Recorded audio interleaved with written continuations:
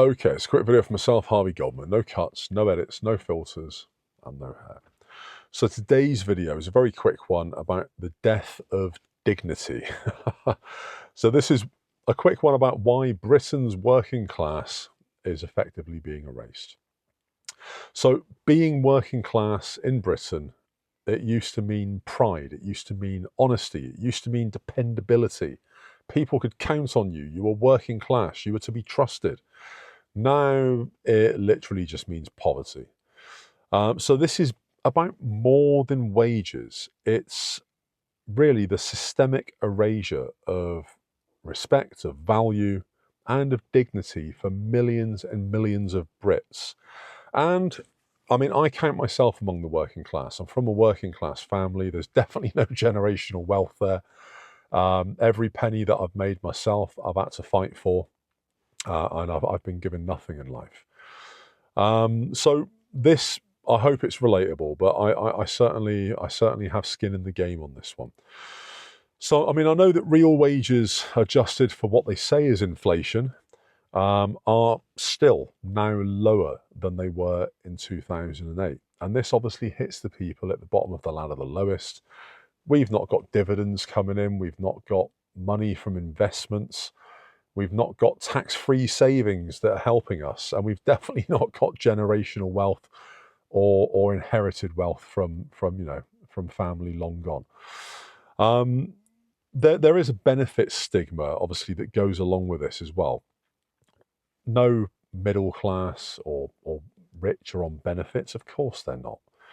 The benefits is for the poor. It's for the poorest in the country. But there's still a stigma attached to it that even for those now working full time, they're called scroungers, they're called beggars, they're called benefit cheats, and for many of them, it's not the case. I mean, these narratives, they're still dominant in the media. Working class cultures basically being erased from media and also politics. It's now become all about London-centric, or at least city-centric elitism. Skilled trades, which are the bastion of the working classes traditionally forever, they're being neglected. College funding cuts basically now mean there's a devaluing of non-academic careers. So there are fewer and fewer trades courses being available to people. So how do you learn a trade? And arguably, in this day and age of screens, blue lights, and AI, the trades, ironically, are the one thing that are probably going to be absolutely safe. AI will help them in terms of perhaps scheduling, and in terms of perhaps inventory management, or learning new skills to employ in their hands, sort of hand-to-hand work. But AI is not going to come for trades. AI is not going to take the job of a plumber or a lecky or a mechanic or whatever. It will likely provide some aspects that may help them in their work, but it's never going to take their job.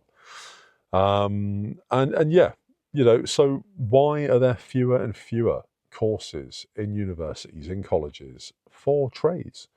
Skilled trades is probably the job that I should have gone into, to be fair, instead of keyboard and desk.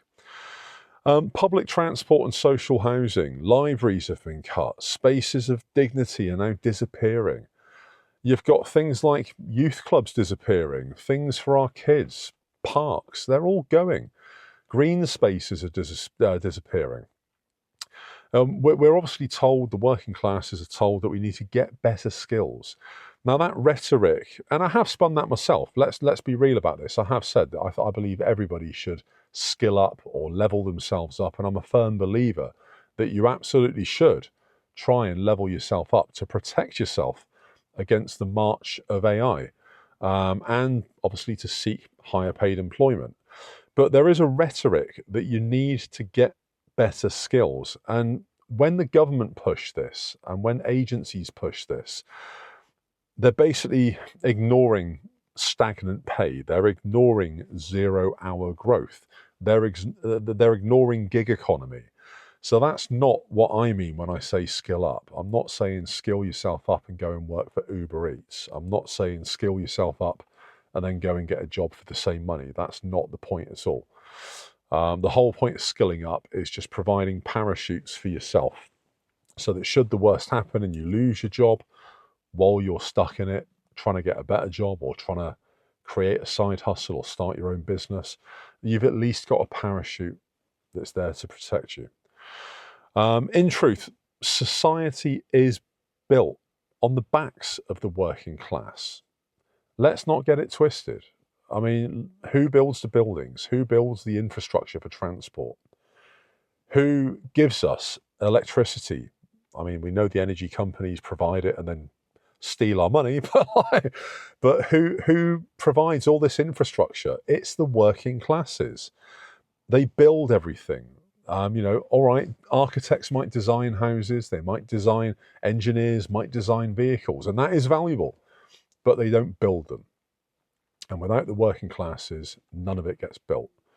And that's obviously why a lot of these industries have gone over to places like China, India, Korea, not only because of low wages, but yeah, because they've got masses of working classes.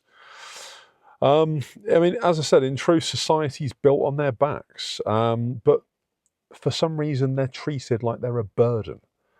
And it's ridiculous. I'm proudly working class. I don't see myself ever being anything but. And I think even if I were to get a windfall of money, even if I were to either inherit a load of money or somehow win a load of money or whatever, I don't think that would change. I would still drive the same crappy car. I would still probably live in the same house, the same area. I don't think much would change for me. I would probably just buy more expensive footwear and perhaps a nicer watch, and that would be it. But look, what are your thoughts on this? Have you noticed the erasure of the working class in your area? Are you working class and perhaps you've noticed this slow decline happening? Are you maybe in the trades? Are you using AI to help you? Really keen to find out if any of this is relatable for you. Drop it in the comments, let me know. So YouTube's going to put a video there somewhere. Either check it out or don't, entirely your choice. Please, if you do, like, follow, subscribe, ring the bell, all that jazz, and there will be another video tomorrow. Goldman, peace out.